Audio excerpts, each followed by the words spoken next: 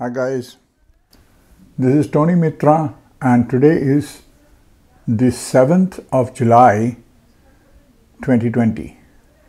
I'm standing here in my own home in Delta BC, and here is an update of so many things happening to Canada and the world so rapidly, such a breathtaking speed that it can make your head go round, spin.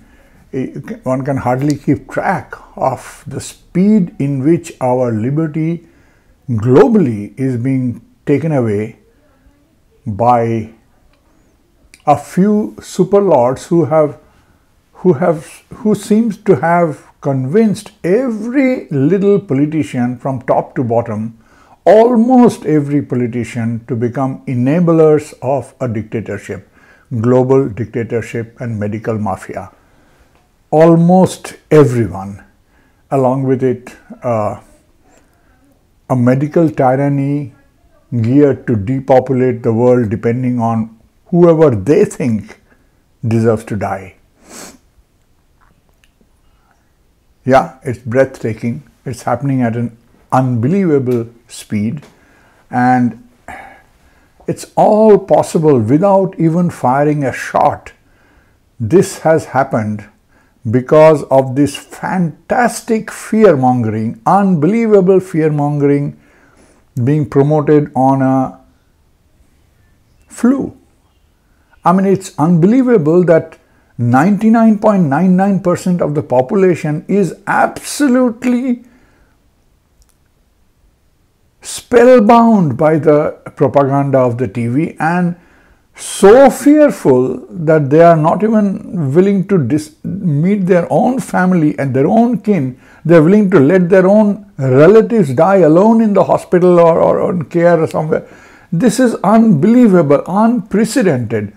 Yes, there are a very small number of us that never believe this to be true. Common sense tells us not to be true. We are not social distancing or wearing masks or anything. We are hugging each other. We are meeting scores of people all across the nation.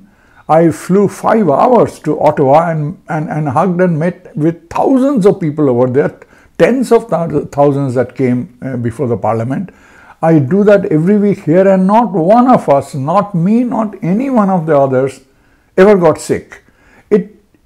You have to have a pea brain to believe that this COVID-19 is such a threat that we should all give up our liberty, our freedom, our economy, our future, our sovereignty, everything, just to be able to stay alive with, mouth shut. This is absolutely unbelievable that people can be so cabbage-brained. I am just flabbergasted, and that's why it is possible. This democracy and this life as we knew it is going down the tube because people have lost the one thing that made humans different from others, cognitive ability. They have gladly given it up for a box called the TV.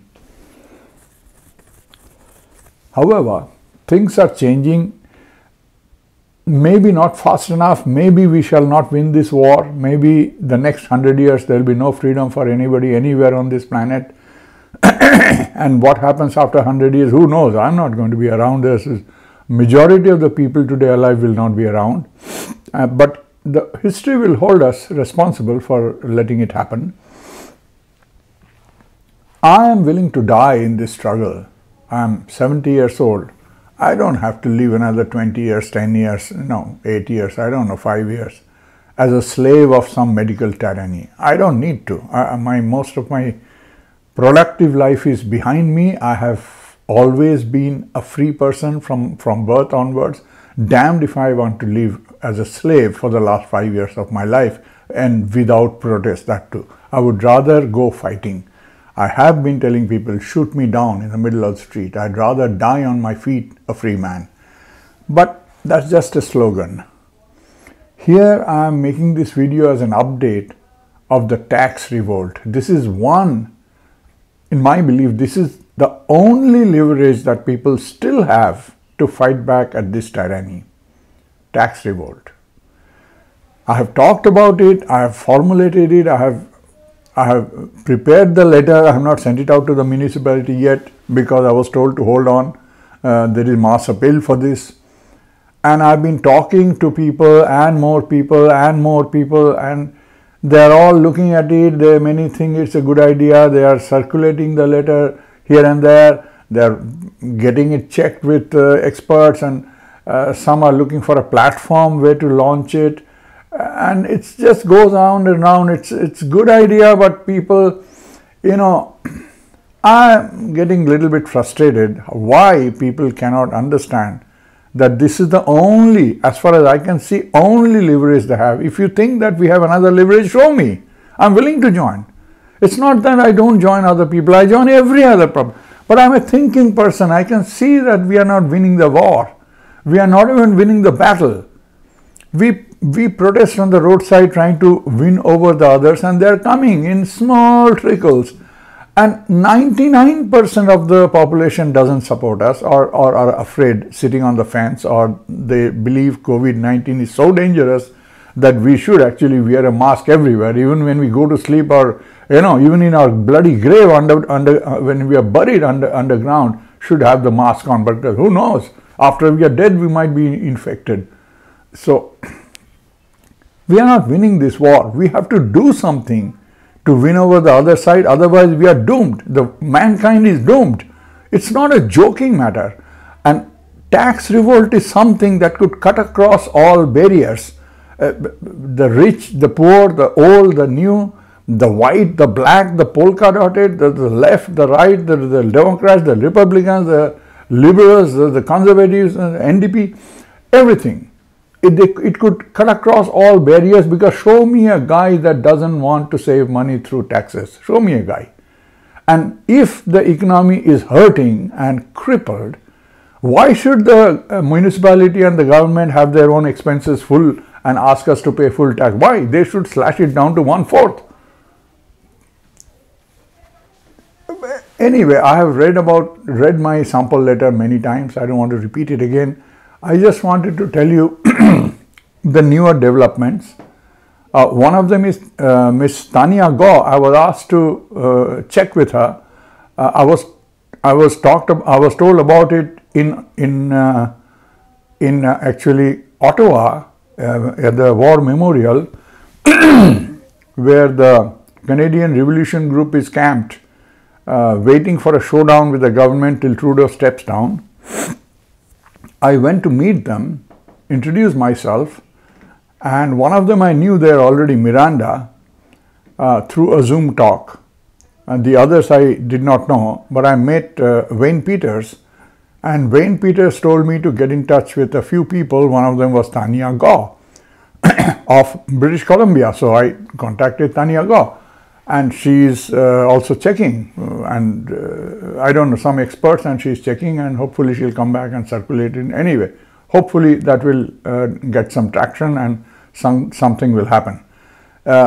Wayne Peters also told me that he would get me in touch with somebody else. I don't know him, and the name escapes me. It's kind of a Scandinavian name or what, something like, or German name. Anyway, so I don't know who it is, and he has not given me a hint yet. So I don't know I have not contacted that person. In the meantime, I also got in touch with Mark Friesen, who was one of the lead organizers of the protest at the before the Parliament in Ottawa on 1st of July, and he showed some interest in my effort for a tax revolt, and he thought that this can go places. I sent him by email a sample of my letter. I'm waiting for some feedback. I've not heard from him yet. I did hear an interesting thing from Miranda of the Canadian Revolution. She asked for about 10-12 days or 2 weeks to find a better platform to launch this idea. She thinks that this idea has terrific merit, but she's looking for a platform to launch it.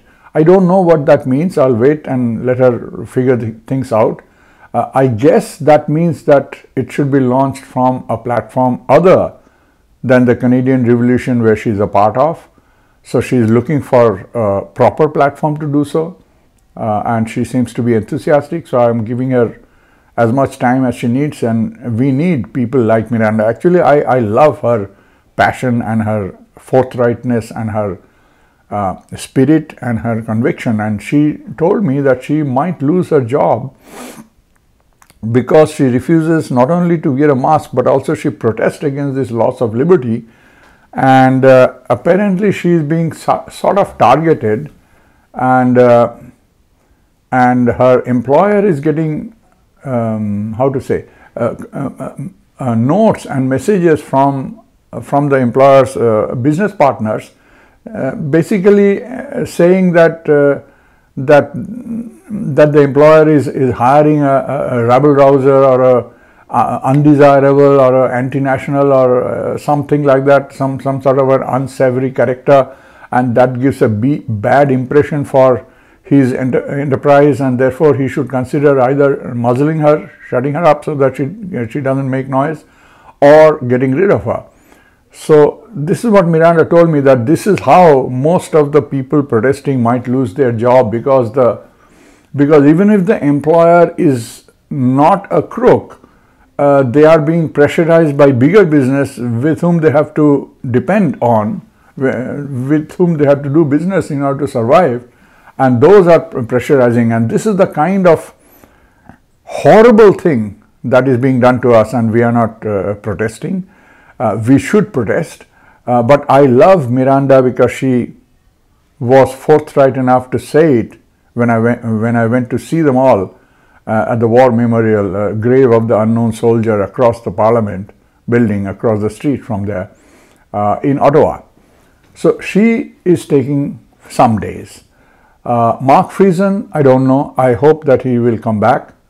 And unifythepeople.ca, I proposed my idea with them, and I have emailed the letter to them. We see what happens.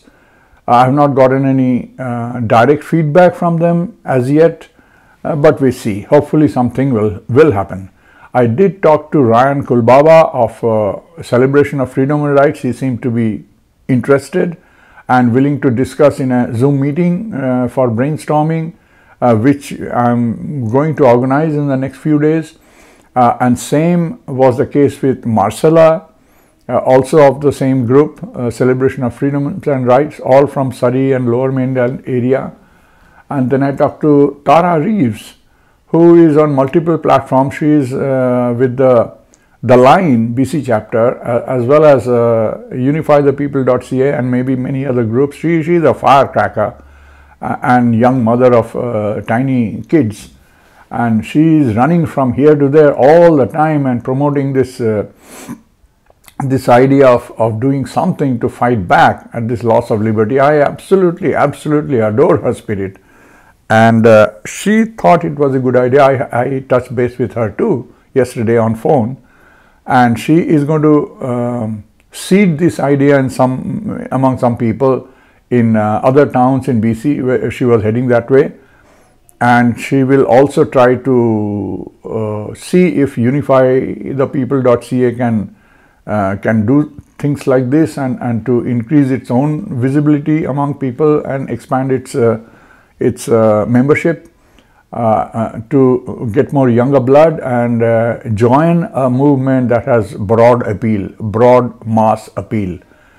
And I do not see as yet another item where the people have the leverage, the control, and they don't have to beg for the politicians to do something, but they can in fact initiate the doing something by themselves. It is still in their control. I do not see another leverage. If there is, I would love to know what it is, and I would like to join that movement also. So these are the background. In the meantime, Dana has shown a lot of interest in the letter, and she proposes to hold a meeting face to face at her place when she comes back from her holidays. We shall see what happens there. There are a lot of people outside who have asked for a copy of the letter. They want to join in. Some of them are, I have not met them face to face, but they follow me on my videos and so on. some live in the island, Vancouver Island in BC, and some are far flung in Alberta and far flung even on the East Coast. I don't know what is their views, but they said that they are in it, and they asked for a copy of the letter, and I have sent it to them. There is also Del Monte and others who join up on Saturday protest in BC, Guildford Mall area, and Del has also said that he's absolutely with me on this idea of tax revolt, and he has sent me his phone number and possibly inviting me to have a chat with him, and I will talk with him. So I'm hoping that the revolt idea will gain ground. I'm trying to make a list of all the people that are interested with their email addresses. I just started doing it, and I already got to 45 names. I don't know if all of them are interested, but they did show some interest. I don't have their email addresses all. I have to ask them, but it might as well start it so that we can make a email listserv to pass on the fast developing situation. If it becomes a nationwide movement, supported by multiple platforms, this would need, perhaps it would need people to stay in touch, to catch up with who is doing what, where, and all that.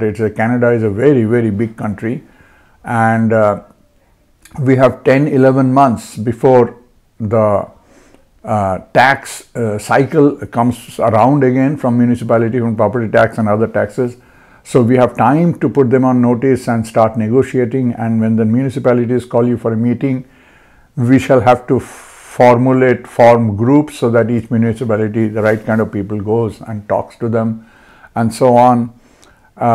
Who are willing to go? I'm always willing. I have had experience on that, but I'm only from Delta. It's not a very populated town, but there are bigger ones next door like Surrey and all the way to Vancouver, Richmond and all that. Big towns are there. If they propose, and they'll have to make their team who goes to talk to the municipality how to bring them over to our side, or threaten them to cut their income.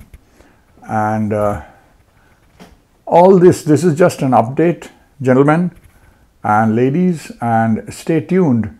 I have gone live a few times, but I'm not very familiar with going live. I'm not really a huge media magnet per se, and I don't wish to be. You see, I don't have a group of my own. I don't have a lobby platform of my own. I don't have a team of my own. I'm just myself. The only person in my team is here standing in front of the camera. I'm a lone warrior. I have often worked alone. Whatever I can do within my own capacity. I'm not at all rich. I'm retired. I have no money, and I don't depend on efforts that need too much money. I already believe that money is not going to solve our problem, because the opponents have way more money than us. So if the tactic is dependent on funds, we have already lost the war. We have to find a tactic that money cannot buy.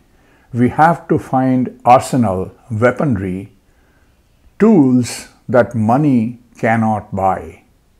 One person that money cannot buy is looking at you through this camera. I'm sure there are millions of people like me. They just haven't realized it, and they have been waiting for somebody else to solve their problem. But they need to step forward individually in solving the problem by revolting in a collective mass movement, almost leaderless mass movement. Leaders can be bought.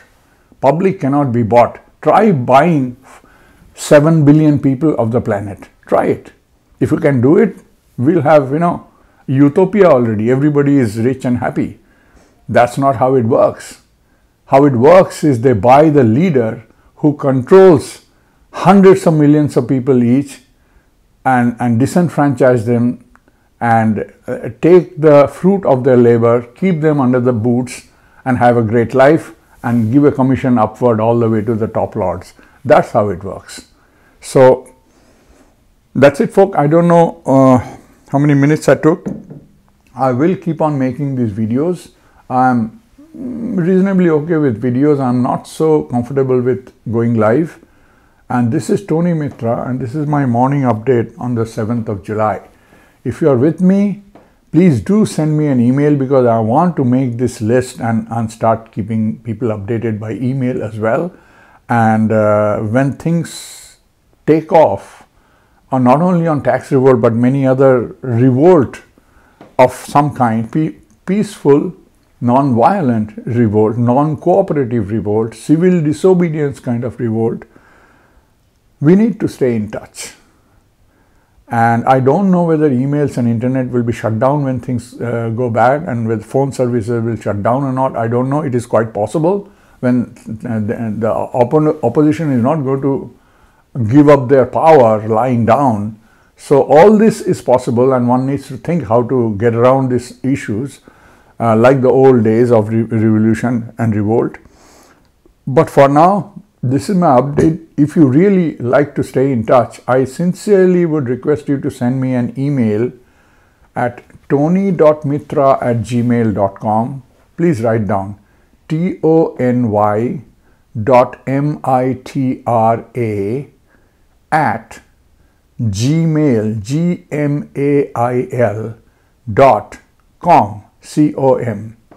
tony.mitra@gmail.com. Please send me an email and give me your proper name, if you will, where you are from, which municipal area, for example, or another country if you are thinking of taking this matter elsewhere outside of Canada, because this issue is global, and this revolt is possible on a global scale. There is nobody in a proper society, civilized society of today, unless you are a hunter-gatherer. There's nobody that does not have to pay tax, and there is nobody that is outside of control of the municipal government at the lower level, and then there are provincial and federal. So please do send me your details, and if you like your phone number, my phone number is known to everybody, and it is 604-649-7535. I sometimes cannot answer phones because too many calls come, and sometimes I'm hesitant to answer phone calls whose numbers are not in my friends list, because I get a lot of spam, and somebody wants to sell this, and somebody wants to, something or the other. So if I have to answer all unknown numbers, I go nuts. So I often do not pick up an unknown number. And although you can send a message, my messaging system is not the best, so I don't always get to read all the messages. But you can send messages. It is better if you send me text, because I usually read my text on my phone. But best is if you send me email. That is the best way. If you do not have email, send me a text on my phone or a message on Facebook.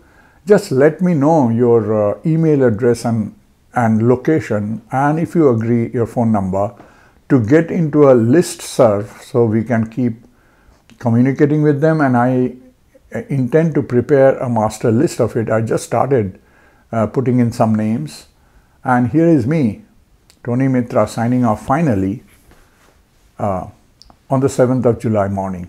Thank you.